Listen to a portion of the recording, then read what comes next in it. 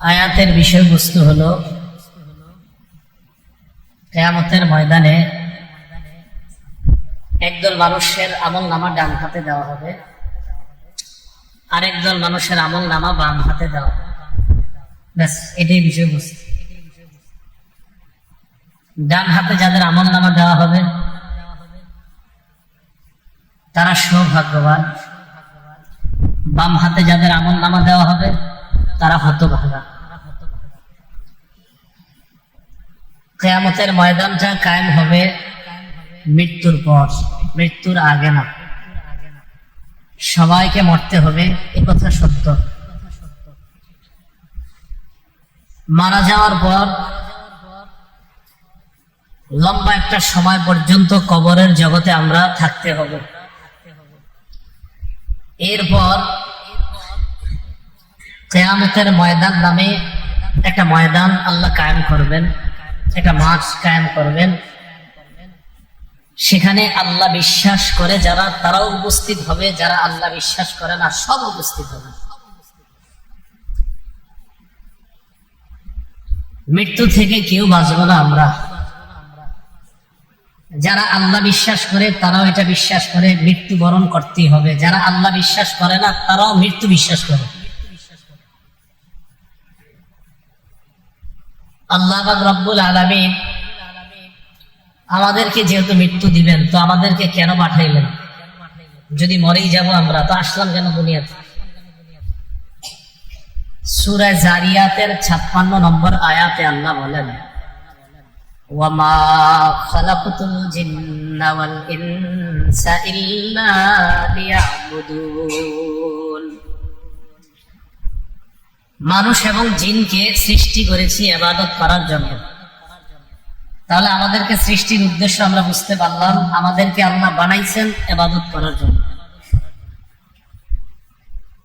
কতদিন ইবাদত করব? সূরা হিজরের 99 নম্বর আয়াতে আল্লাহ বলেন, ওয়া'বুদ রাব্বাকা হাত্তা ইয়াতিয়াকাল ইয়াকিন। মরণ আসা পর্যন্ত তুমি তোমার রবের ইবাদত করবা।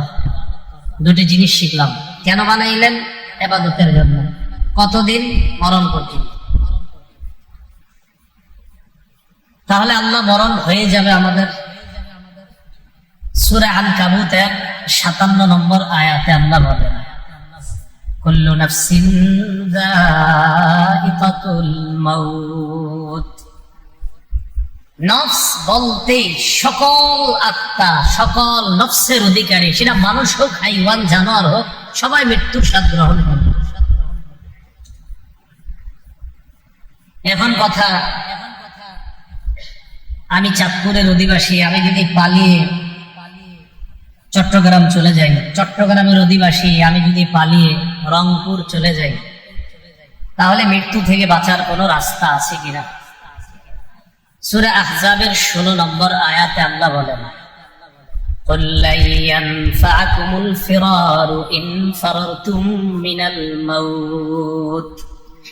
নবী আপনি বলেন, তোমরা যদি মরণ থেকে পালিয়ে বেড়াও, এই পালানো তোমাদের কোনো কাজে আসবে না, যেখানে যাও মরণ হবে।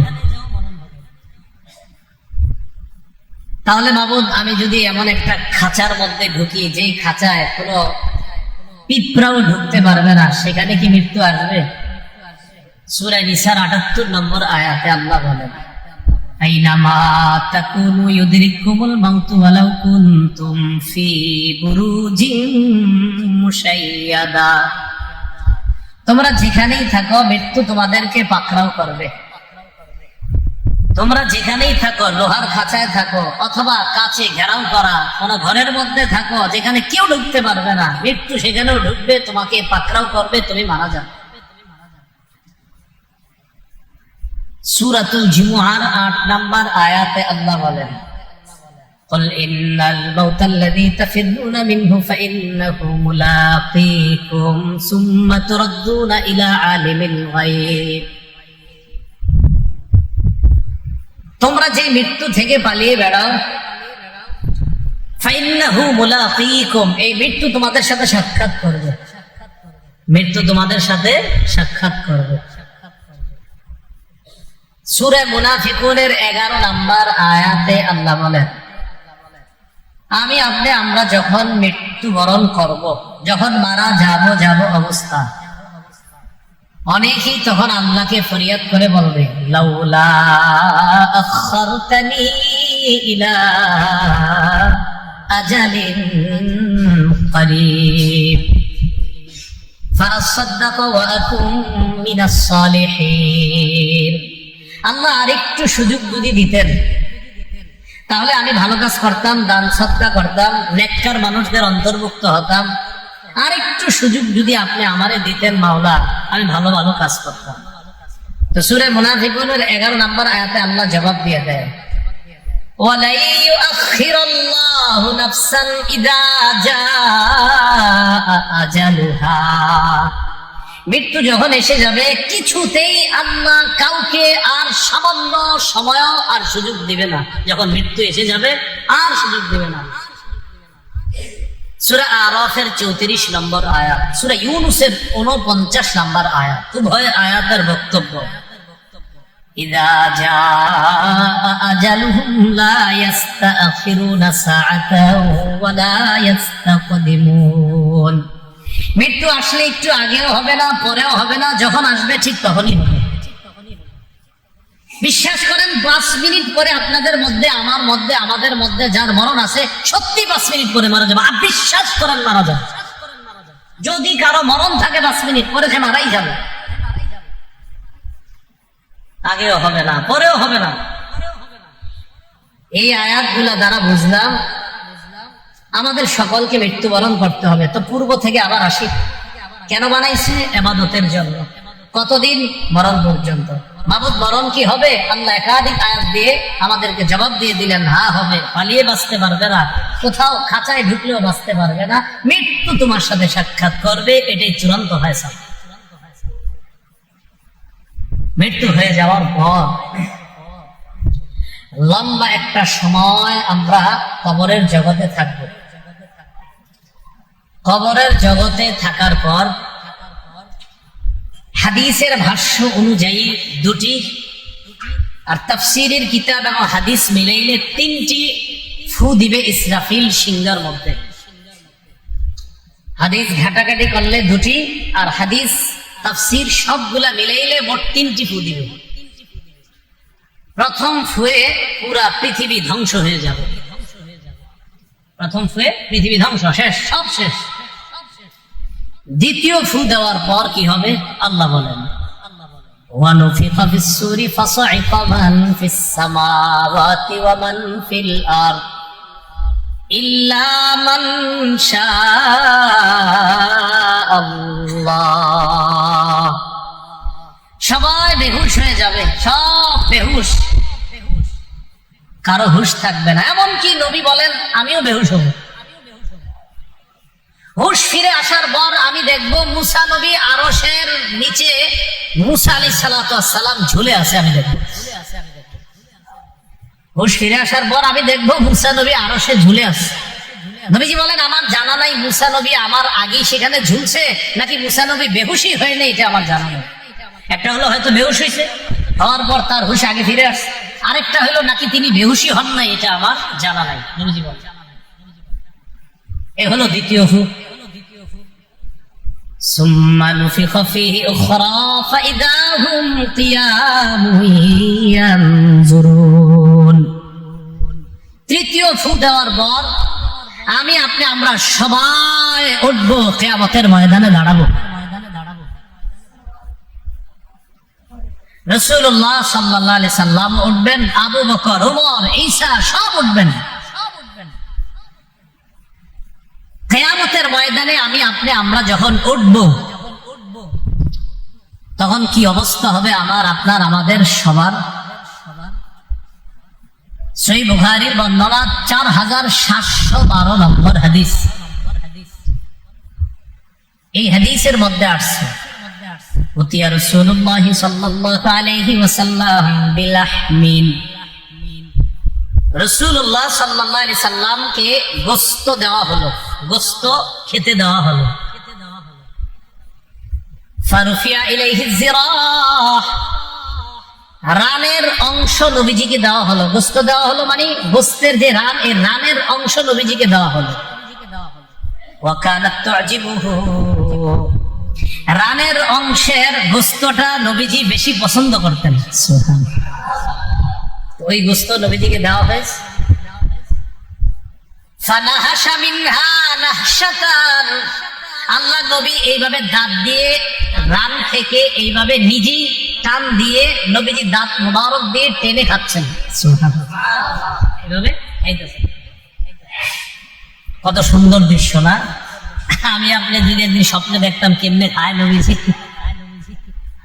আমার নবীর খাওয়া নিশ্চয়ই সবচেয়ে সুন্দর ছিল, নবীজির পান করাটাও নিশ্চয়ই সবচেয়ে সুন্দর, নবীজির হাঁটাটাও সবচেয়ে সুন্দর।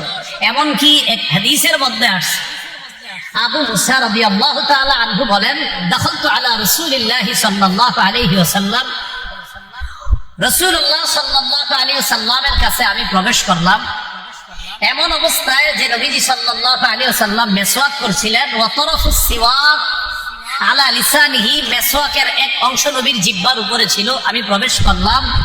ওয়া হুয়া ইয়াকুলু আ আ, আল্লাহ রাসূল আ আ করছিলেন। কি করছিলেন? এখন দেখেন আমি যে আ করছি বেশি সুন্দর শোনা যায় না, কিন্তু কেমন জানি শোনা গেছে, কিন্তু আমার নবী যে করছে এরকম নিশ্চিত খুব সুন্দর শোনা গেছে।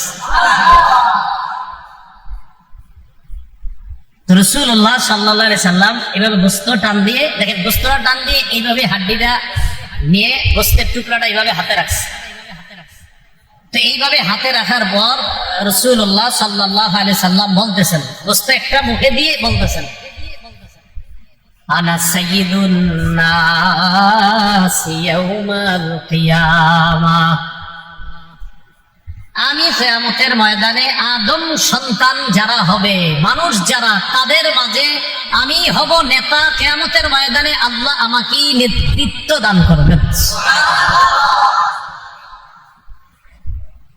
রাসূলুল্লাহ সাল্লাল্লাহু আলাইহি সাল্লাম প্রশ্ন করলেন, হাল তাদরুনা মিম্মা যালিকা, তোমরা কি জানো কিয়ামতের ময়দানটা কি?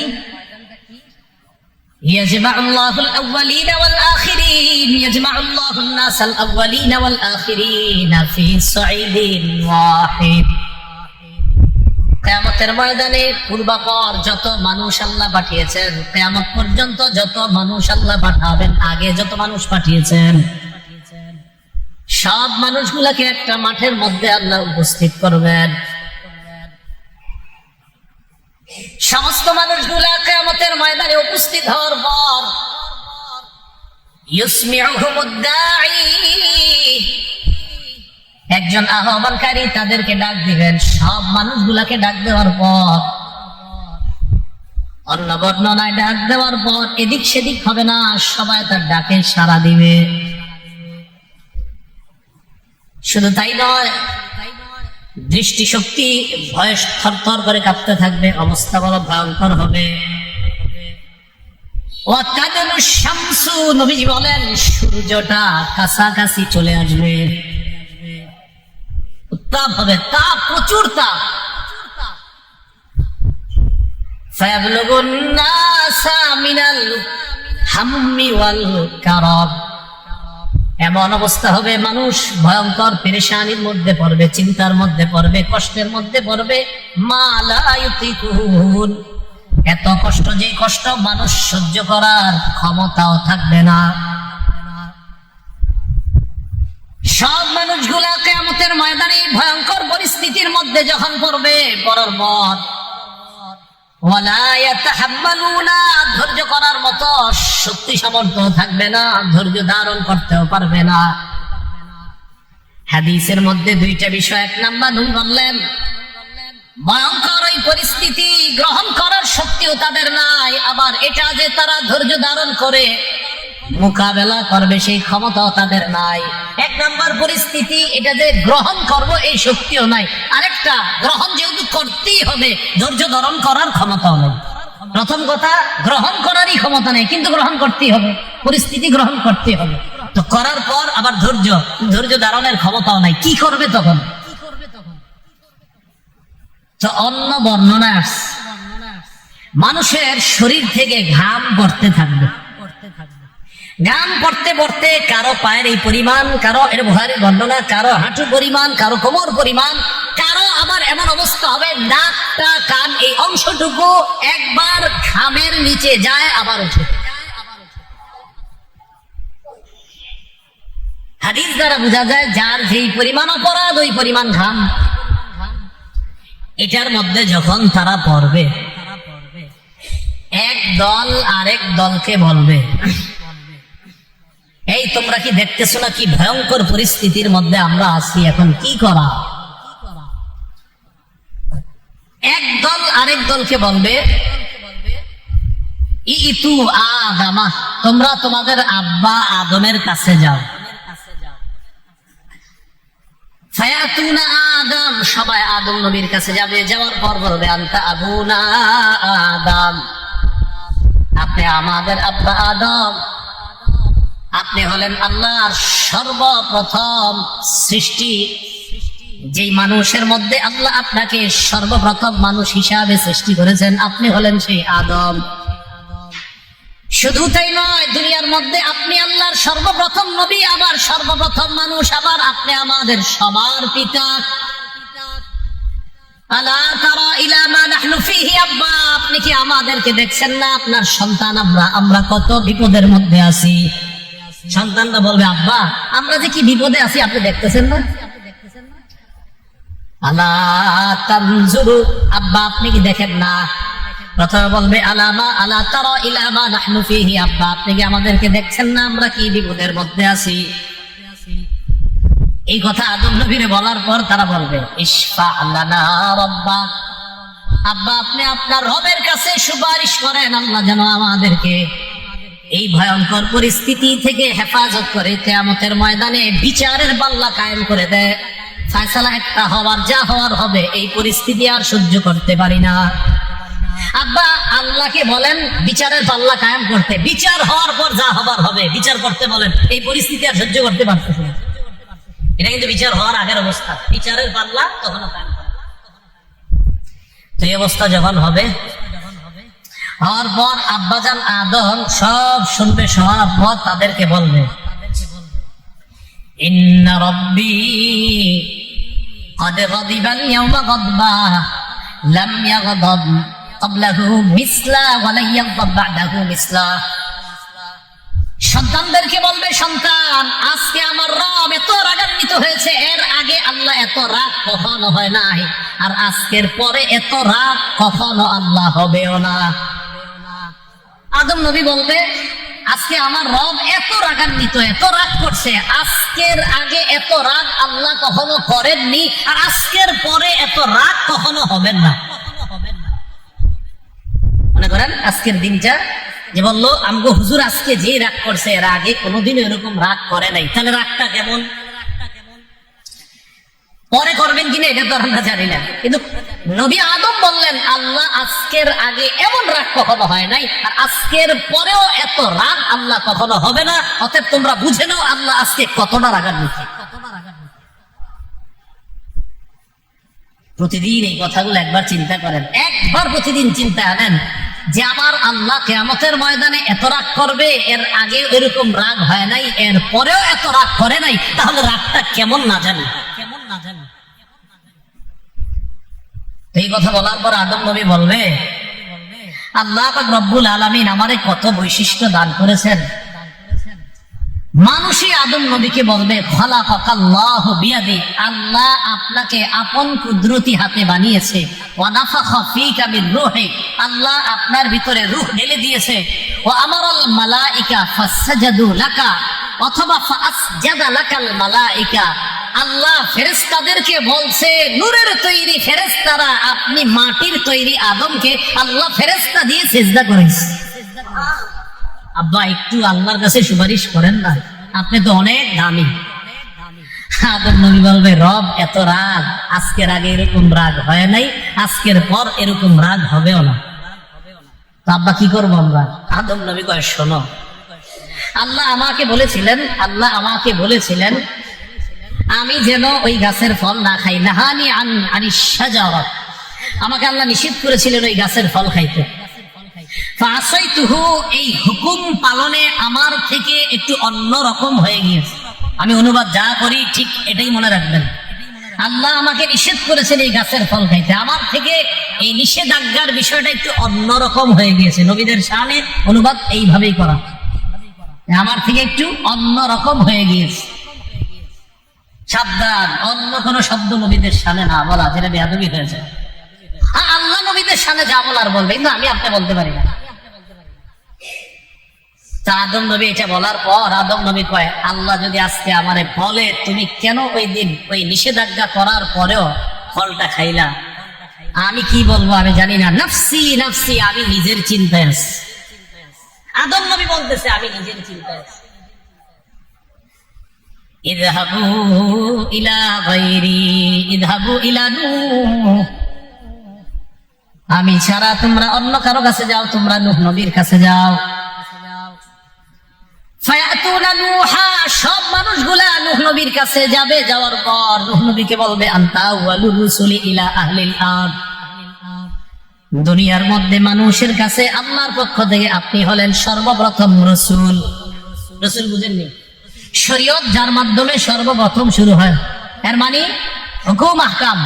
নূহ নবীর আগে পর্যন্ত শিরিক ছিল না দুনিয়ার মধ্যে।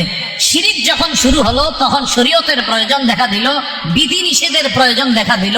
আর ওই শরীয়তের হুকুম আহকাম সম্বলিত শরীয়ত দিয়ে আল্লাহ নূহ নবীকে পাঠিয়েছেন। এই জন্য নূহ নবীকে বলা হয় শরীয়তের প্রথম নবী। নূহ আলাইহিস সালাতু ওয়াস সালামকে বলবে আপনি প্রথম রাসূল। আল্লাহ পাক রব্বুল আলামিন আপনাকে আবদান শাকুরা, আপনাকে শুকর গুজার বান্দা আল্লাহ আপনাকে বানিয়েছে। শুধু তাই না, কোরআনেও আল্লাহ আপনাকে আব্দুন শাকুর বলছে, যে আপনি অধিক শুকর গুজার বান্দা আল্লাহ। আজকে ইশফা লানা ইলা রাব্বিক, আপনি আমাদের জন্য আপনার রবের কাছে একটু সুপারিশ করেন, যেন আল্লাহ আমাদেরকে এই পেরেশানি থেকে একটু মুক্তি দেন। নূহ আলাইহিস সালাতু ওয়াস সালাম বলবে তোমরা ভালো কথা বলছো, তবে আল্লাহ পাক রব্বুল আলামিন আমাকে একটা স্পেশাল দোয়া করার অনুমতি দিয়েছিলেন। ফাদাউতু আলা কওমি, আমি ওই দোয়াটা আমার সম্প্রদায়ের বিরুদ্ধে করেছিলাম। আমি আল্লাহকে বললাম, আল্লাহ আমার সম্প্রদায়কে আমি দিনের বেলা দাওয়াত দিলাম, রাতের বেলা দাওয়াত দিলাম। ফালাম ইয়াজিদহুম দুআই ইল্লা ফিরারা, আমি যতই দাওয়াত দেই তারা শুধু আমার থেকে পালায়। তো নূহ আলাইহিস সালাতু ওয়াস সালাম আল্লাহকে বললেন, আল্লাহ ইন্নাকা ইন তাদারহুম ইউদিল্লু ইবাদাক, আপনি যদি এদেরকে দুনিয়াতে রাখেন, আমার সম্প্রদায় যারা আছে এগুলা সব আপনার বান্দাদেরকে পথভ্রষ্ট করবে, এগুলার রাখা দরকার নাই, ধ্বংস করে দেন। আমার দোয়া আল্লাহ কবুল করেছিলেন, আল্লাহ দুনিয়াতে এমন বড় বন্যা দিয়েছেন, ওই বন্যায় সবগুলা ধ্বংস করছে। আজকে যদি আল্লাহ আমাকে বলে আমার বান্দাদের বিরুদ্ধে তুমি দোয়াটা কেন করেছিলে? নাফসি নাফসি, আমি আমার টেনশনে আছি। ইযহাবু ইলা গায়রি, আমি আপনাদেরকে যে কথাটা আজকে বলবো সেটা হলো, আপনারা প্রত্যেক দিনে অন্তত একবার হইলেও স্মরণ করেন, নবী নাকি বলবে নাফসি নাফসি, তো আমার কি অবস্থা হবে? কোন নবী যদি বলে আমার চিন্তা আমার চিন্তা, আমার কি হবে আমার কি হবে আমার কি হবে, তো বলেন আমার আপনার কি হবে? নূহ আলাইহিস সালাতু ওয়াস সালাম এটা বলার পর বলবেন ইযহাবু ইলা গায়রি, আমি ছাড়া অন্য কারো কাছে যাও। ইযহাবু ইলা ইব্রাহিম, তোমরা ইব্রাহিম নবীর কাছে যাও। ইব্রাহিম নবী আল্লাহর খলিল, আল্লাহর নির্বাচিত বান্দা, আল্লাহর বন্ধু ইব্রাহিম নবী, তার কাছে যায়। ফায়াতুনা ইব্রাহিম, সবাই ইব্রাহিম আলাইহিস সালাতু ওয়াস সালামের কাছে যাবেন। ইব্রাহিম আলাইহিস সালাতু ওয়াস সালামের কাছে যাওয়ার পর তিনি বলবেন, ইব্রাহিম নবীকে সবাই বলবে আল্লাহ পাক রব্বুল আলামিন আপনাকে নবী বানিয়েছেন, ও খলিলা, আপনাকে খলিল বানিয়েছেন। শুধু তাই না, আল্লাহ পাক রব্বুল আলামিন আপনাকে নিজের অন্তরঙ্গ বন্ধু হিসাবে গ্রহণ করেছেন। ইশফা লানা ইলা রাব্বিকা, আজকে আপনি আমাদের পক্ষ হয়ে আল্লাহর কাছে সুপারিশ করেন, কিয়ামতের ময়দানের এই ভয়ঙ্কর পেরেশানি থেকে যেন আল্লাহ আমাদেরকে মুক্তি দান করেন। ইব্রাহিম আলাইহিস সালাতু ওয়াস সালাম বলবে, ঠিকই বলছো, তবে ইন্নী ক্বাদ কাযাবতু সালাসা কাযিবাত, দুনিয়াতে আমার দ্বারা তিনটা বিষয় এমন হয়ে গেছে যে তিনটা বিষয় হওয়া উচিত ছিল না। কি বললাম? আমার দ্বারা তিনটা বিষয় এমন হয়ে গিয়েছে যে তিনটা বিষয় হওয়াটা উচিত ছিল না। এই তিনটা বিষয় আমার দ্বারা সংগঠিত হয়ে গিয়েছে দুনিয়ার মধ্যে। এর মধ্যে একটা,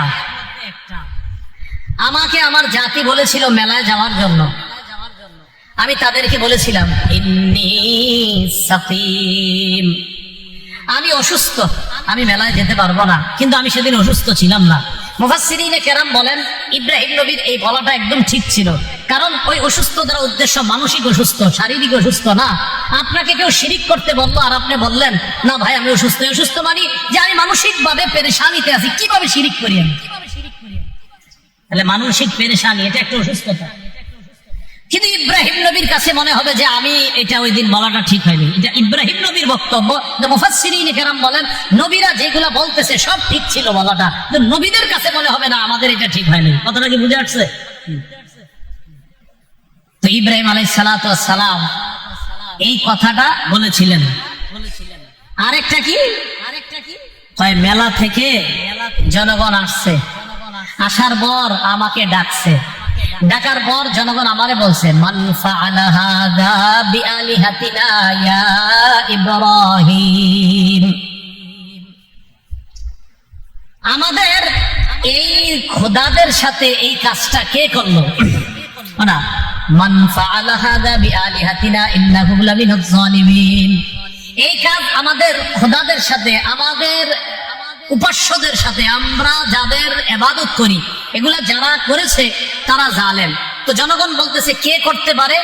তো তারা নিজেরা নিজেরা বলতেছে সামি'না ফাতাই ইয়াযকুরুহুম ইউকালু লাহু ইব্রাহিম, আমরা শুনেছি এক যুবকের কথা, তার নাম ইব্রাহিম। সে এইগুলারে দেখতে পারে না, সন্দেহ হচ্ছে তাকে সে হতো এই কাজটা করেছে। কি? সবগুলা দেব দেবী ভেঙে প্রধান দেবতা যেটা, এটার কাঁধের মধ্যে কুড়াল ঝুলে রাখছে।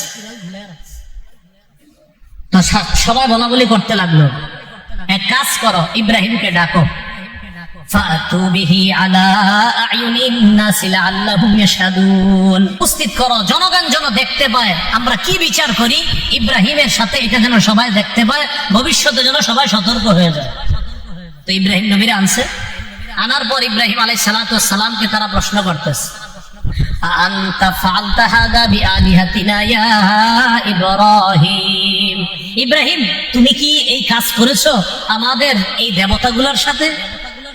ইব্রাহিম নবী জবাব দেন বাল ফাআলাহু কাবীরুহুম হাযা ফাসআলুহুম ইন কানু ইয়ানতিকুন, ইব্রাহিম নবী এটা বলে নাই যে আমি করি নাই। কি বলছে? এটা বলে নাই যে আমি করি নাই। ইব্রাহিম নবী বললেন বাল ফাআলাহু কাবীরুহুম হাযা, আরে তাদের মধ্যে যে সবচেয়ে বড়টা সে করেছে, তাদের মধ্যে সবচেয়ে বড়টা সে। এবার দেখেন এটার আরেকটা অনুবাদ আছে, তাদের মধ্যে এই বড়টা সে এটা করেছে। দেখেন তাদের মধ্যে কাবীরুহুম হাযা, তাদের মধ্যে যে এই বড়টা সে করেছে, এই বড়টা মানে আমি, মানে ইব্রাহিম নবী নিজে। আরে এইগুলা ওনার সামনে যেগুলো আপনার সাজানো আছে এইগুলার থেকে ওরা দামি না ইব্রাহিম নবী দামি? ইব্রাহিম নবী মান ফাআলাহু কাবীরুহুম হাযা, তাদের মাঝে যে এই বড়টা সেইটা করেছে, এই বড়টা মানে আমি করছি। ইব্রাহিম নবী এখানে একটা কৌশলী জবাব দিয়েছে, তো তারা বুঝে নিয়েছে বড়টা মানে আমাদের বড় দেবতা যে সেই মনে করছে। ইব্রাহিম নবীর কথা হলো আমি এমন এক জবাব দিব যেই জবাবে আমার ক্ষতিও না হয়, আমার ভুলও যেন বুঝতে না পারে, আর তাদেরকে যেন উচিত শিক্ষা উচিত জবাব দিয়ে দেওয়া হয়। এটা অনেকে লিখেছেন যে বিষয়টা এটাও হতে পারে। আরেকটা হলো না, সরাসরি যদি এটা বলা হয়, ইব্রাহিম নবী বলেন আরে তোমরা কি দেখে বুঝতেছো না কে করছে? দেখো কার কাঁধে কুড়াল, তো দেখতেছে। তো ইব্রাহিম নবীর টার্গেট হলো তাদেরকে একটা শিক্ষা দেওয়া, কি আসআলুহুম ইন কানু ইয়ানতিকুন, যারা এই জায়গায় চূর্ণ বিচূর্ণ হয়ে পড়ে আছে, তোমাদের দেবতা যেগুলো আছে এদেরকে জিজ্ঞাসা করো কারা করছে, তাহলেই তো হয়ে যায়। তারা যদি কথা বলতে পারে তো জিজ্ঞাসা করো। তো এবার এই কথা বলার পর এরাই আবার ইব্রাহিম নবীকে কয় লাকাদ আলিমতা মা হাউলা ইয়ান্তিকুন, তুমি তো জানো এরা কথা বলতে পারে না। ইব্রাহিম নবী কয় উফিল লাকুম ওয়া লিমা তা'বুদুনা মিন দুনিল্লাহ, আফসোস তোমাদের জন্য, আর যাদের ইবাদত তোমরা করো তাদের জন্য আফসোস। এমন জিনিসের ইবাদত করো যারা কথা বলতে পারে না, কি আশ্চর্যের বিষয়। তাহলে ইবাদত কেন করো? তো ইব্রাহিম নবী এই জায়গায় যে কথাটা বলছে, ওনার কাছে মনে হচ্ছে যে আমি যে কথাটা বলছি আমার এই কথাটা এইভাবে বলা সঠিক হয় না, এটা ইব্রাহিম নবীর বক্তব্য। উলামায়ে কেরাম বলেন পুরাপুরি ঠিক ছিল ইব্রাহিম নবীর কথা। 3 নাম্বার, ইব্রাহিম নবী আর তার স্ত্রী সারা দুজন রওনা করছে, মিশরের উপর দিয়ে যাইতেছে। সিনান ইবনে ইলওয়ান নামক বাদশা তখন মিশরের। এই সিনান ইবনে ইলওয়ান তার একটা অভ্যাস ছিল, সুন্দরী কোনো রূপসী দেখলে তার উপর লোলুপ দৃষ্টি ছিল, তার সাথে অপকর্ম করার চেষ্টা করতো বলে নাউজুবিল্লাহ। একজন নবীর বিবি সারা আলাইহিস সালাতু ওয়াস সালাম, ইব্রাহিম নবী যখন তার স্ত্রীকে নিয়ে সেদিক দিয়ে যাচ্ছিলেন, সিনান ইবনে ইলওয়ান নামক সে বাদশার কানে কে যেন দিয়ে দিল যে একজন সুন্দরী রমণীকে নিয়ে তার স্বামী এদিক দিয়ে যাচ্ছে। বাদশার দরবারে হাজির করা হলো। ইব্রাহিম নবী বলে দিলেন, তোমাকে জিজ্ঞাসা করলে তুমি বলবা আমার বোন লাগো। কি লাগো? বোন। তো সাধারণত ভাই বোনের পরিচয় দিলে ডাকাত গো মম একটু নরম হয়, ভাই বোন। ইব্রাহিম নবীর উদ্দেশ্য ছিল আদমের সন্তান হিসাবে আমি আর তুমি ভাই বোন। কৌশল অবলম্বন করা, উলামায়ে কেরাম বলেন ওনার কৌশল অবলম্বনটা পুরাপুরি ঠিক ছিল। কারণ একজনের লোলুপ দৃষ্টি থেকে বাঁচার জন্য একটা মেয়ের ব্যাপারে এটা বলে যদি কারো খারাপ চরিত্র থেকে বাঁচা যায়, এই বলাটা দোষের কিছু না। কিন্তু ইব্রাহিম নবীর মনে হবে আমি এটা কেন বললাম। তো এই 3টা বিষয় ইব্রাহিম নবী কিয়ামতের ময়দানে ওই মানুষদেরকে বলবে, আমি পারবো না, আমি নিজের টেনশনে আছি। ইযহাবু ইলা গায়রি ইযহাবু ইলা মূসা, আমি ছাড়া অন্য কারো কাছে যাও, তোমরা মূসা নবীর কাছে যাও। ফায়াতুনা মূসা, সবাই মূসা নবীর কাছে যাবে, যাওয়ার পর বলবে আনতা মূসা কালিমুল্লাহ, আপনি হলেন মূসা কালিমুল্লাহ, আল্লাহর সাথে কথা বলতে পারতেন। দুনিয়ার মধ্যে আপনি আল্লাহর সাথে কথা বলতেন, আজকে কিয়ামতের ময়দানে আমাদের পক্ষ হয়ে আল্লাহর সাথে আপনি কথা বলেন। ইশফা লানা ইলা রাব্বিক, আপনি আল্লাহকে বলেন আল্লাহ আমাদেরকে যেন এই অবস্থা থেকে মুক্তি দিয়ে দেয়, আল্লাহর কাছে আপনি সুপারিশ করেন।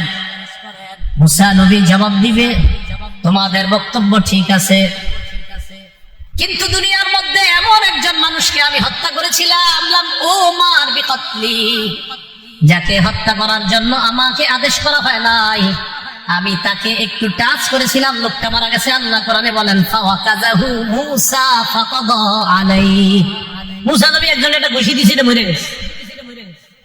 তো মূসা আলাইহিস সালাতু ওয়াস সালাম বলেন আমারে মারতে বলে নাই আল্লাহ, কিন্তু আমি ঘুষি দিছি, মরে গেছে। আমি চিন্তা করি আল্লাহ জানে কেমন ঘুষি ছিল, ঠিক না? ঘুষি দিছে, মরে গেছে। তো এখানে আবার লম্বা আলোচনা আছে যে ওনার ওইটা ঠিক ছিল কিনা। উলামায়ে কেরাম লিখেছেন পুরোপুরি ঠিক ছিল, সে ছিল জালেম। জালেমকে শুধু একটু প্রতিবাদ করতে গিয়ে এমনি একটা আঘাত করছে, এক আঘাতে মরে গেছেন, কি করা? তো মূসা নবী বলবে নাফসি নাফসি, আমি টেনশনে আছি এই বিষয় নিয়ে, আল্লাহ যদি আমরা ধরে ফেলে। তাহলে দেখেন নবীগণ তাদের এক একটা বিষয় যেটা তাদের কাছে মনে হচ্ছে এটা আমার সঠিক হয় না, এটা নিয়ে টেনশনে। আমার আপনার অসংখ্য অগণিত এমন ভুল আছে, তাহলে কি পরিমাণ টেনশন হওয়া দরকার।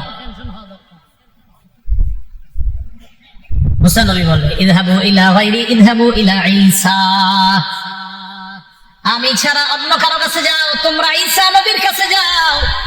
ঈসা নবী আল্লাহর একজন কুদরতি সৃষ্টি, বাবা ছাড়া মায়ের পেট থেকে আল্লাহ ঈসা নবীকে দুনিয়ায় পাঠিয়েছেন। ফায়াতুনা ঈসা, সবাই ঈসা নবীর কাছে যাবেন, যাওয়ার পর বলবেন আপনি হলেন ঈসা কালিমাতুল্লাহ, আল্লাহর কালিমা, মানে আল্লাহ বলেছেন কুন, আল্লাহ বলেছেন হও। এইভাবে আপনি দুনিয়ার মধ্যে হয়ে গিয়েছেন। আপনার বাবা ছিল না, বাবা ছাড়াও যে আল্লাহ সন্তান দিতে পারেন এই ক্ষমতাটা আল্লাহ দুনিয়াবাসীকে দেখিয়ে দিয়েছেন। ঈসা নবীকে বলবে ইশফা লানা ইলা রাব্বিকা, ঈসা পয়গম্বর আমাদের জন্য আপনি আল্লাহর কাছে সুপারিশ করেন। ঈসা নবী জবাব দিবে আমার জাতিকে আমি শিরিক করতে বলি নাই, আমার জাতি আমারে 3 খোদার 1 খোদা বলছে। বলছে আমারে? তিন খোদার এক খোদা। আমি এক খোদা, আমার আম্মারে বলছে আরেক খোদা, ফেরেশতাদেরকে বলছে আরেক খোদা। আবার কখনো ভাবে আমারে বলছে এক খোদা, আম্মারে বলছে আরেক খোদা, আর আল্লাহ আরেকজন। মানে এই তিন খোদার এক খোদা বলছে আমারে। সালিসু সালাসা বলছে আমারে। তারা বলছে আমি তিন খোদার এক খোদা, নাউজুবিল্লাহ। আমি এগুলো তাদেরকে কখনোই বলি নাই। আমি চিন্তা করতেছি এগুলো আমার বিরুদ্ধে কি ধরনের অভিযোগ করলো। তো আমি টেনশন করতেছি, আল্লাহ এরা যে আমার বিরুদ্ধে অভিযোগ করলো, এখন আমি কিভাবে জবাব দিব? তো ঈসা আলাইহিস সালামের ব্যাপারে কেউ কেউ লেখেন যে উনি এই পেরেশানিতে থাকবে। আরেকটা পেরেশানি কি, ঈসা নবীর সামনে তার জাতিকে উপস্থিত করে আল্লাহ বলবে তোমরা আমার সাথে শিরিক করেছিলা কেন? এরা বলবে ঈসা নবী কইছে। ঈসা নবীর আল্লাহ ডাক দিন, ডাক দেওয়ার পর বলবে আপনি বলছেন। তাফসীরের কিতাবে আসছে ঈসা আলাইহিস সালাম এটা শুইনা ওনার মাথার চুলগুলা খাড়া হয়ে যাবে রাগে, মানে রাগে খাড়া হয়ে যাবে। কি কয় এগুলা? ঈসা আলাইহিস সালাম সবাইকে বলবে দেখো এখানে সেখানে গিয়ে কোনো লাভ নাই, চলো এক জায়গায় নিয়ে যাই তোমাদেরকে। সুবহানাল্লাহ। তাহলে সব নবী পাঠায়া দিছে, ঈসা নবী নিয়ে গেছে। বুঝেন নাই? সব নবী পাঠিয়ে দিছেন, ঈসা নবী নিয়ে গেছেন। কারণ ঈসা নবীর পরে আমাদের নবীর মাঝখানে আর নবী নেই। ঈসা আলাইহিস সালাম বললেন আমার সাথে চলো। সবাই রওনা করছে, গিয়ে আমাদের নবী মুহাম্মদ সাল্লাল্লাহু আলাইহি সাল্লামের কাছে সবাই উপস্থিত হয়। সবাই ডাক দিয়ে বলবে হাবিব ইশফা লানা ইলা রাব্বিক, আপনি আপনার রবের কাছে আমাদের জন্য সুপারিশ করেন। নবীজি বলবেন ফান্তালিকু ফাআতি তাহতাল আরশ, আমি রওনা করব আরশের নিচে যাব। ফাআকাউ লিরাব্বি সাজিদা, আরশের নিচে গিয়ে আল্লাহর দরবারে সিজদায় পড়ে যাব। সিজদায় পড়ার পর সিজদা দিয়ে থাকবে। আল্লাহ বলবেন ইরফা রাসাক, মাথা উঠান। সাল তু'তা, আপনি যা চাইবেন তাই দেওয়া হবে। ওয়াশফা তুশাফা, আপনি সুপারিশ করেন, আপনার সুপারিশ মঞ্জুর করা হবে। হাদিসের মধ্যে আসছে রাসূলুল্লাহ সাল্লাল্লাহু আলাইহি সাল্লাম বলেন লিকুল্লি নাবিয়্যিন দাওয়াতুন মুস্তাজাবা, সব নবীকে আল্লাহ একটা স্পেশাল দোয়া দিয়েছে, দোয়াটা করেছে, করা মাত্রই কবুল হয়ে গিয়েছে দুনিয়াতে। ওয়া ইন্নী ইখতাবাতু দাওয়াতি শাফাআতান লিউম্মতি ইয়াউমাল কিয়ামাহ, আমি আমার দোয়াটা বুদ্ধি খাটায়া দুনিয়াতে করি নাই, আমার উম্মতের জন্য মুলতবি করে রেখে দিয়েছি। কিয়ামতের ময়দানে উম্মতের জন্য ওই দোয়াটা করব এবং কবুল করাই নিব। আমি তো দুনিয়াতে করি নাই। তো সব নবীরা দোয়াটা করে ফেলেছে, আমাদের নবী করে নাই। নবীজি বলবে, বলার পর কিয়ামতের ময়দান কায়েম হবে। কিয়ামতের ময়দান কায়েম হওয়ার পর মিজানের পাল্লা আল্লাহ কায়েম করবেন, মিজান কায়েম করবেন, আমল নামার পাল্লা। আল্লাহ বলেন ওয়ানাদউল মাওয়াজিনাল কিসত লিয়াউমিল কিয়ামাতি ফালা তুজলামু নাফসুন শাইআ, আমি মিজান কায়েম করব, আমি ওজনের পাল্লা কায়েম করব। ফালা তুজলামু নাফসুন শাইআ, কারো প্রতি সামান্য পরিমাণ অবিচার করা হবে না।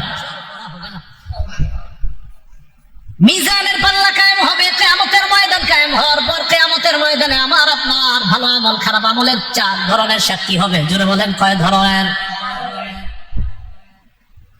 4 সাক্ষী হয়ে যাবে, 4 জন সাক্ষী, 4 ধরনের সাক্ষী। মনে রাখেন সহজে। 1 নাম্বার জমিন, বলেন 1 নাম্বার। 2 নাম্বার ফেরেশতা, বলেন 2 নাম্বার। 3 নাম্বার অঙ্গ প্রত্যঙ্গ, 3 নাম্বার। 4 নাম্বার বলবো আল্লাহ। এই সাক্ষী থেকে কেউ বাঁচবেন না। 4 নম্বর এবং প্রধান সাক্ষী আল্লাহ। এইখানে মায়া দয়া পাইতে পারেন, কিন্তু অন্য জায়গায় যারা সাক্ষী দিবে একদম কোনো ছাড় নাই। 4 ধরনের সাক্ষীর কথা মাথায় রাখেন। 1 নাম্বার জমিন, 2 নাম্বার ফেরেশতা, 3 নাম্বার অঙ্গ প্রত্যঙ্গ, 4 নাম্বার প্রধান সাক্ষী আল্লাহ। মনে থাকবেন এই কথাগুলা? তো এবার বিস্তারিত শুনেন। 1 নাম্বার সাক্ষী জমিন। জমিনের মধ্যে এই আজকে মসজিদ থেকে বের হওয়ার পর আমি আপনি যখন হাঁটবো, এখন থেকে চিন্তা করবেন জমিনের উপর হাঁটতেছি, আরিফ বিন হাবিব বলে গেল আজকে যে কোরআনে নাকি আছে যে জমিন হবে আমার সাক্ষী কিয়ামতের মাঠে। আজকে থেকে যতবার হাঁটবো অন্তত কিছু সময় চিন্তা করবো জমিন আমার সাক্ষী হবে। সূরা মুলকের 16 নম্বর আয়াতে আল্লাহ বলেন, আমিনতুম মান ফিস সামাই আইয়াখসিফা বিকুমুল আরদা ফাইদা হিয়া তামুর। তোমরা কি নিশ্চিত হয়ে গিয়েছো আসমান ওয়ালার পক্ষ থেকে? তোমরা কি আসমান ওয়ালার ব্যাপারে নিশ্চিত হয়ে গিয়েছো যে তিনি তোমাদেরকে জমিনে ধসিয়ে দিবে না, আর জমিন তোমাদেরকে নিয়ে থর থর করে কাঁপবে? এই অবস্থা থেকে তোমরা নিশ্চিত হয়ে গিয়েছো? জমিনে যখন হাঁটবা চিন্তা করবা, আমি আপনি চিন্তা করব যে আসমান ওয়ালা চাইলে এই জমিনের নিচে আমাকে আপনাকে ধসিয়ে দিতে পারে। আল্লাহ বলেন, আমিনতুম, নিশ্চিত হয়ে গেছো? মান ফিস সামাই আইয়াখসিফা বিকুমুল আরদ, এই যে তুরস্কে কয়েকদিন আগে বাড়ি সহ মাটির নিচে বাড়ি সহ ধরে দিল। আল্লাহ বলেন নিশ্চিত হয়ে গেছে, ফাইদা হিয়া তামুর, কাঁপতে থাকবে। তাহলে বলেন তো আমাদের সাক্ষীর 1 নম্বর সাক্ষীর নাম সূরা জিলজাল 4 নম্বর আয়াত। ইমাম সাহেবরা মাগরিবের প্রথম রাকাতে প্রায় সময় সূরাটা পড়ে দেখবেন, ইযা যুলজিলাতিল আরদু জিলজালাহা, এই সূরার 4 নম্বর আয়াত। আল্লাহ বলেন, ইয়াউমা ইযিন তুহাদ্দিসু আখবারাহা, সেদিন জমিন তার সব সংবাদ বলে দিবে। তিরমিজি শরীফের 2429 নম্বর হাদিসের বর্ণনা, রাসূলুল্লাহ সাল্লাল্লাহু আলাইহি সাল্লাম এই আয়াতটা তেলাওয়াত করলেন। কোনটা? ইয়াউমা ইযিন তুহাদ্দিসু আখবারাহা। তেলাওয়াত করার পর আল্লাহ নবী বললেন, আতাদরুনা মা আখবারুহা, তোমরা কি জানো জমিন সব বৃত্তান্ত বলে দিবে? জমিনের বৃত্তান্ত কি তোমরা কি জানো? সাহাবীগণ জবাব দিবেন, আল্লাহু ওয়া রাসূলুহু আ'লাম, আল্লাহ ও তার রাসূল ভালো জানেন। নবীজি বলেন, ফাইন্না আখবারাহা আন তাশহাদা আলা কুল্লি আবদিন আও আমাতিন বিমা আমিলা আলা যহরিহা আন তাকুলা আমিলা কাযা ওয়া কাযা ইয়াউমা কাযা ওয়া কাযা। নবী বলেন, জানো জমিন তার বৃত্তান্ত বর্ণনা করবে, এর মানে কি? সাহাবীরা আল্লাহ রাসূল ভালো জানেন।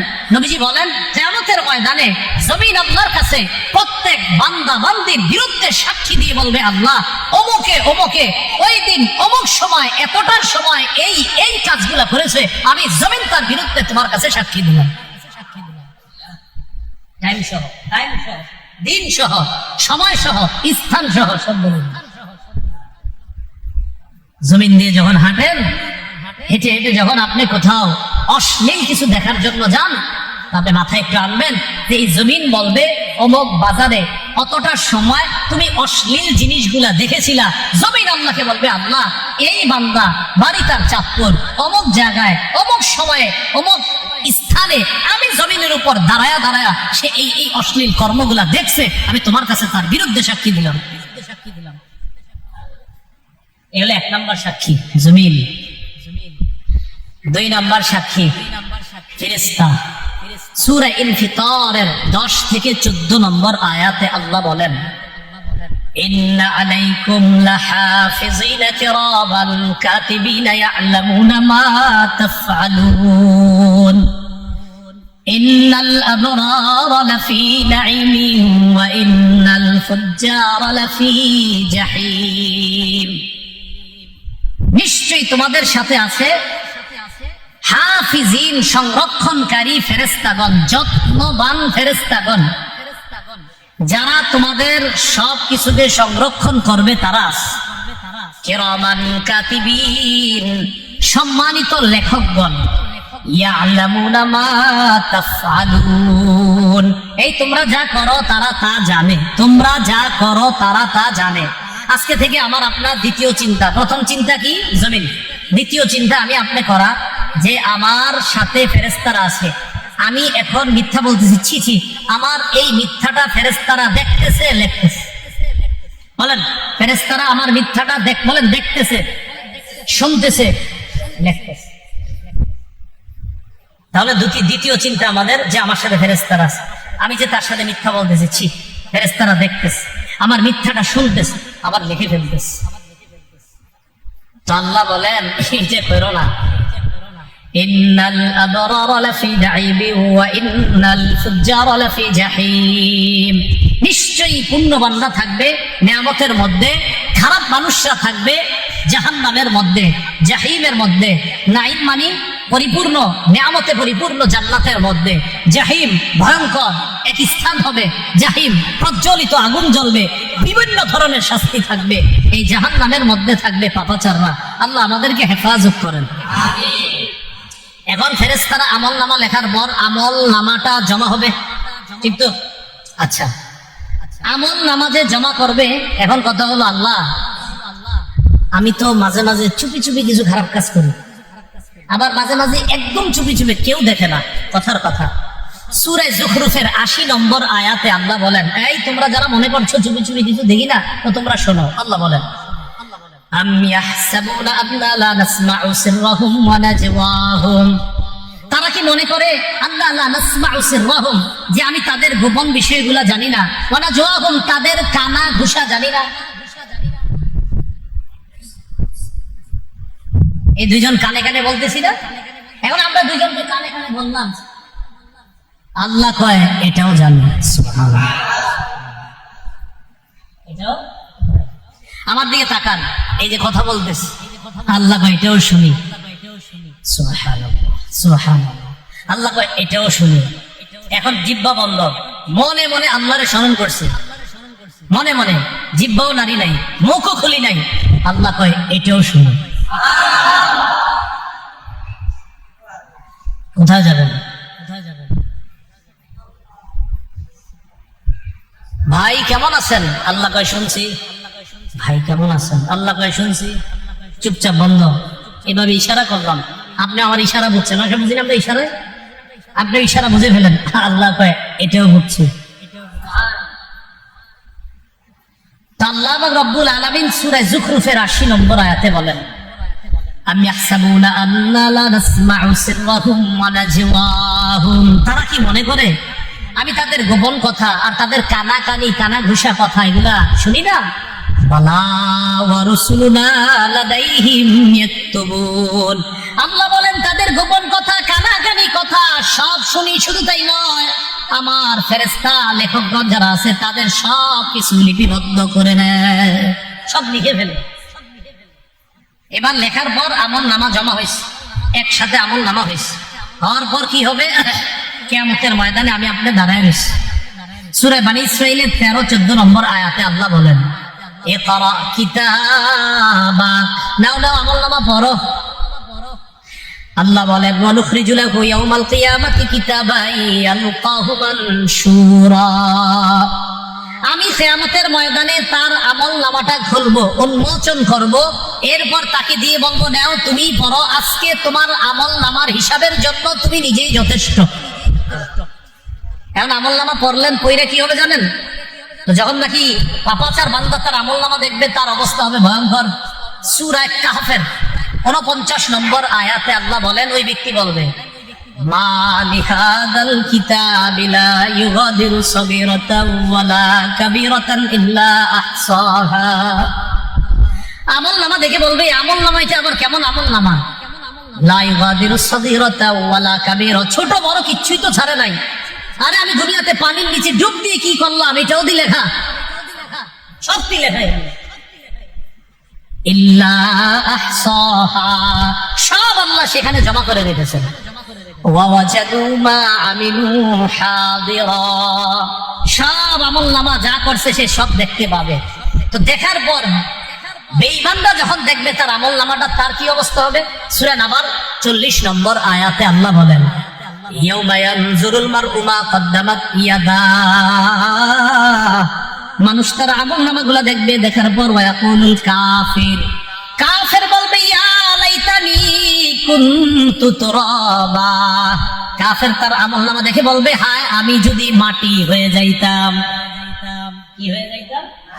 আমি যদি মাটি হয়ে যাইতাম তো বেঁচে যাইতাম। তাহলে কি বুঝতে পারলাম? ফেরেশতারা লেখে, লেখার পর আমল নামা আল্লাহর কাছে পেশ করবে, কিয়ামতের ময়দানে সাক্ষী দিয়ে দিবে, আমল নামা আমাকে দেওয়া হবে, নাও তুমি পড়ো।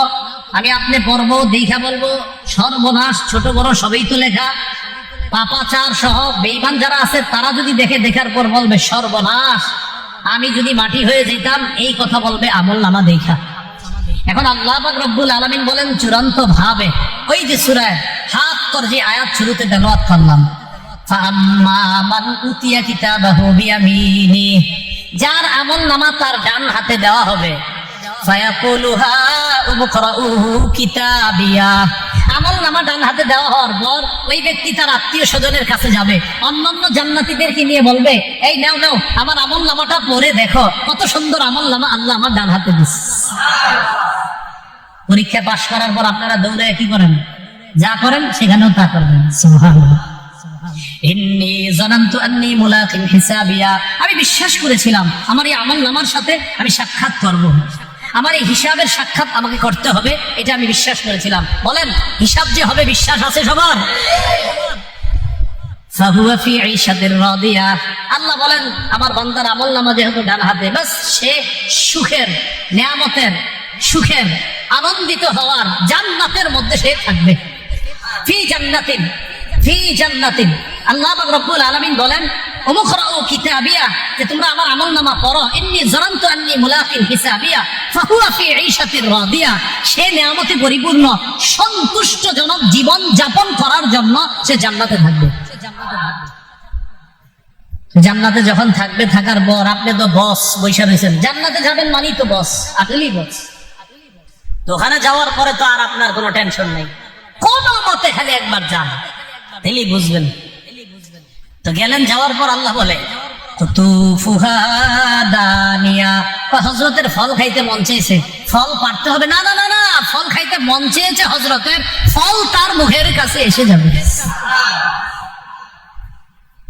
এরপর তাকে বলা হবে কুলু ওয়াশরাবু হানিআম বিমা আসলাফতুম ফিল আইয়ামিল খালিয়া, তাকে বলা হবে খাও, পান করো, স্বাচ্ছন্দ্যে খাও, আরামে পান করো। কেন জানো?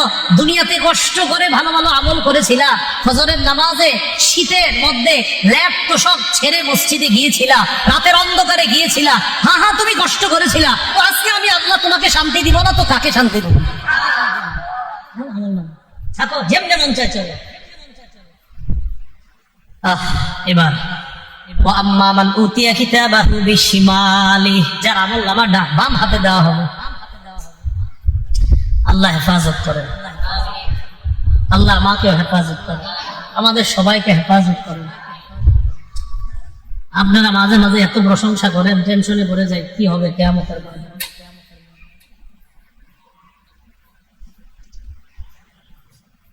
ওয়াম্মা মান উতিয়া কিতাবাহু বিশিমালি, যার আমলনামা বাম হাতে দেওয়া হবে,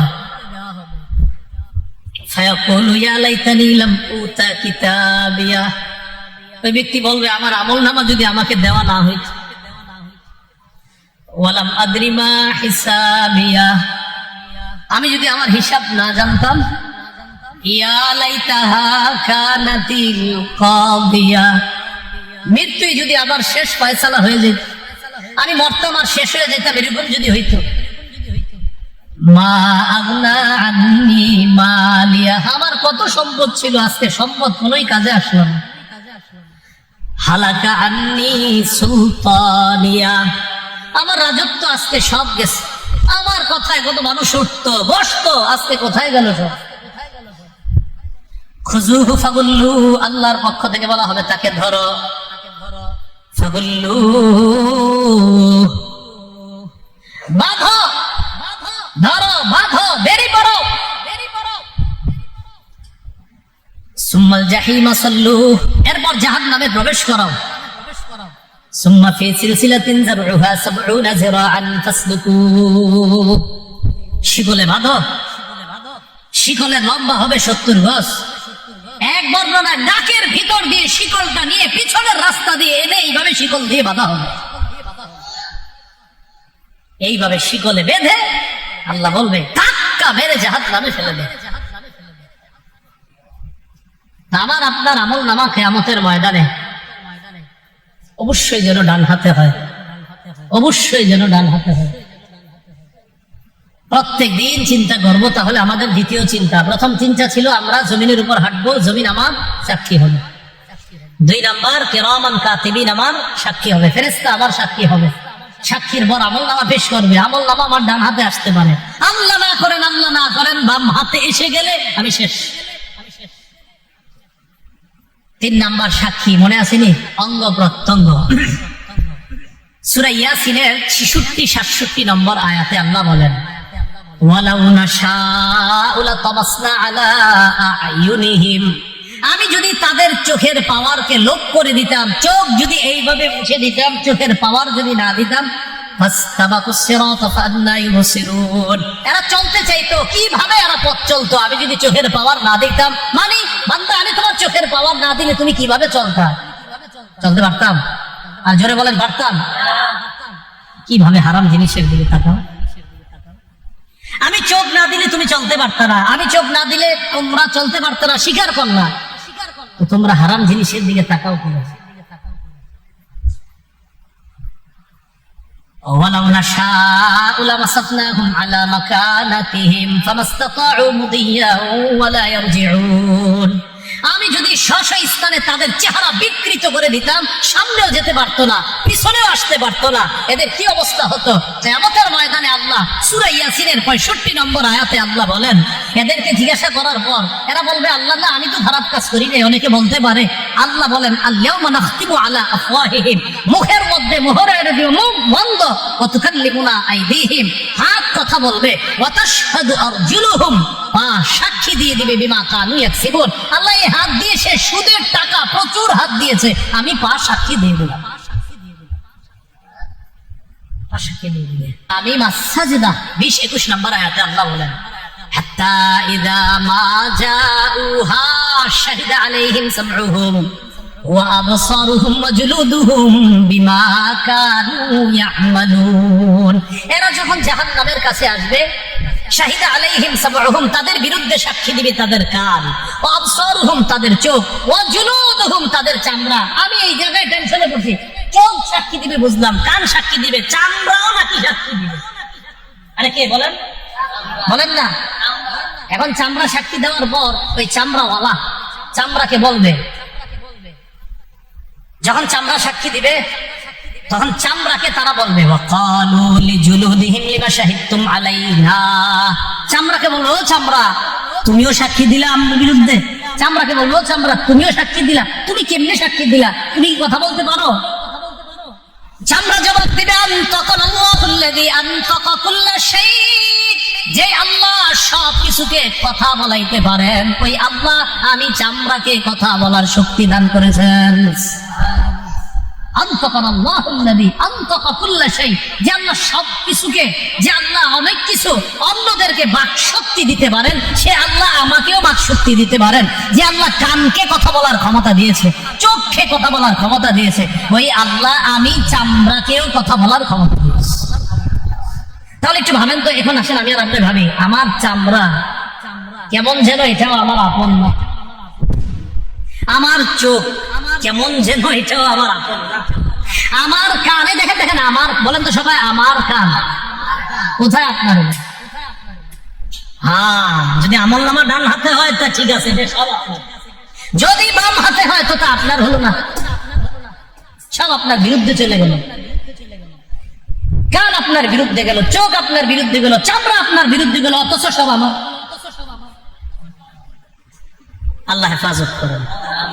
তাহলে অঙ্গ প্রত্যঙ্গ 3 নাম্বার সাক্ষী। আসেন আবার প্রথম, জমিনে হাঁটতেছ, জমিন সাক্ষী, হাঁটার সময় চিন্তা করা, এই ফেরেশতা সাক্ষী, আমার আমলনামা সাক্ষী। 3 নাম্বার, আচ্ছা আমার অঙ্গ প্রত্যঙ্গ, আমার হাত পা নাড়তেছে, আমি সুদের টাকা হাত দিছি, না ছি, আমার হাত সাক্ষী দিয়ে দেবে। আমি চোখ দিয়ে হারাম দেখতেছি, আমার চোখ আল্লাহর কাছে বলে দিবে। তাহলে 3 নাম্বার অঙ্গ প্রত্যঙ্গ সাক্ষী। 4 নাম্বার কে? আল্লাহ। এখান থেকে আর কেমনে বাঁচবে? সূরা হামিম আস-সাজদাতে আল্লাহ বলেন, আওয়ালাম ইয়াকফি বিরাব্বিকা, এই শোনো, অমুকে অমুকে সাক্ষী দিছে, তো তোমরা এটা বলবা সেটা বলবা, আরে এটা কি যথেষ্ট না যে আমি আল্লাহই তো সব দেখছি? আর কি করবা?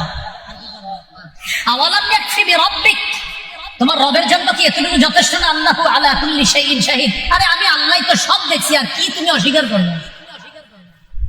আমি তো সব দেখছি, কি করছো না করছো, ওইটা তো আমার একটা সিস্টেম, আমি আল্লাহর একটা সিস্টেম আছে, সিস্টেম পদ্ধতি অবলম্বন করব, ফেরেশতার সাক্ষী নিব, অঙ্গ প্রত্যঙ্গের সাক্ষী নিব, কানের সাক্ষী নিব, এটা তো আমার একটা পদ্ধতি, আমার সিস্টেম। কিন্তু তোমরা কি মনে করো তোমাদের জন্য এতটুকু যথেষ্ট না যে আমি আল্লাহ তো সব দেখছি কি করছো? আল্লাহ আমাদেরকে বুঝার তৌফিক দান করেন। সূরা আলে ইমরানের 5 নম্বর আয়াতে আল্লাহ বলেন, ইন্নাল্লাহা লা ইয়াখফা আলাইহি শাইউন ফিল আরদি ওয়ালা ফিস সামা। বলেন আমার সাথে সবাই, নিশ্চয়ই আল্লাহর কাছে, বলেন আসমান জমিনের কোনো কিছুই গোপন থাকে না। আবার বলেন, নিশ্চয়ই আল্লাহর কাছে আসমান জমিনের কোনো কিছুই গোপন থাকে না। আমি আপনি যা করতে আজকে যা বয়ান করলাম, যা শুনলাম, আমি ওনারে কানে কানে মাঝখানে একটা কথা বলছি, এইটাও আল্লাহ সব শুনছে। তাহলে আমি আপনি কানে কানে বলি, যেমনে বলি, যা করি, আল্লাহর কাছে কিছুই গোপন থাকে না। অমুক সাক্ষীর এই সাক্ষী ওই সাক্ষীর আলোচনা যদিও করলাম, আল্লাহ কয় বান্দা এত সাক্ষীর আলোচনা এই আরিফ সামনে করলো, শুনলা, এর চেয়ে বড় সাক্ষী আর কি চাও? আমি আল্লাহ তো হচ্ছে বড় প্রধান সাক্ষী, আমি তো সব দেখতেছি। 4 সাক্ষী বলতে, আলেম ছাড়া অন্য কেউ বলতে পারবেন নি 4 সাক্ষীর কথা? আলেমরা পারবে, অন্যরা পারবেন? 1 নাম্বার, 2 নাম্বার, 3 নাম্বার, 4 নাম্বার এবং প্রধান সাক্ষী। আল্লাহ আমাদের সকলকে কিয়ামতের এই 4 সাক্ষীর কথা সদা সর্বদা মাথায় রাখতে, আমরা যেন মাথায় রেখে সব সময় দুনিয়াতে চলতে পারি। আর যেন এই ফিকির রাখি যে সাক্ষী যেন আমার পক্ষে থাকে, আমার বিপক্ষে যেন না যায়। সাক্ষী আমার পক্ষে হয়ে আমার আমল নামাটা যেন আমার ডান হাতে পেয়ে যায়। আল্লাহ আমাদের সকলকে যা শুনলাম বললাম আমল করার তৌফিক দান করেন। ওই প্রকাশনী থেকে কিতাব আনছে, তারা আমাকে ঘোষণা দিতে বলছে, এই জন্য ঘোষণা দিচ্ছি। আমি যে পদ্ধতিতে বয়ান করি অবিকল এই পদ্ধতিতেই আপনার ওই মিম্বরের আমানত কিতাবের মধ্যে বয়ানগুলা সংকলন আছে। একদম আলেমরা নিতে পারেন, খতিবরা নিতে পারেন, ইমামরা নিতে পারেন, সর্বসাধারণ যারা আছেন তারাও একদম সহজভাবে কোরআন হাদিস এইভাবে সহজভাবে ওখানে উপস্থাপন করা হয়েছে। মা বোনরাও নিতে পারেন, মা বোনদেরকে আপনারা হাদিয়া দিতে পারেন, ঘরে নিয়ে সবাই পড়তে পারবেন এটা ইনশাআল্লাহ সহজবদ্ধভাবে। যারা ওয়াজ করতে চান আলেম ওলামাদের মধ্যে আপনারাও নিতে পারেন। তো এখানে প্রথম খণ্ড নাই, দ্বিতীয় আর তৃতীয় খণ্ড মনে হয় তারা এনেছে প্রকাশনী থেকে। দ্বিতীয় খণ্ড হালাল হারাম এবং সুদ সম্পর্কে, আর তৃতীয় খণ্ড স্বামী স্ত্রীর অধিকার আর দাম্পত্য জীবন সম্পর্কে বিস্তারিত পুরো আলোচনা আছে ওখানে। তো আপনাদের যাদের যে খণ্ড মনে হয় যে নেওয়া দরকার নিতে পারেন। সর্বোচ্চ 5 মিনিট সময়, গাড়ির ওখানে 5 মিনিটের মধ্যে আমরা যদি যা সংগ্রহ করতে পারি 5 মিনিট পরে ইনশাল্লাহ শাটার লাগিয়ে দেওয়া হবে। আল্লাহ পাক রব্বুল আলামিন আমাদের সকলকে যা শুনলাম বললাম এতক্ষণ পর্যন্ত এই কথাগুলোর উপর সবাই যেন আমল করতে পারি, আল্লাহ তৌফিক দান করেন।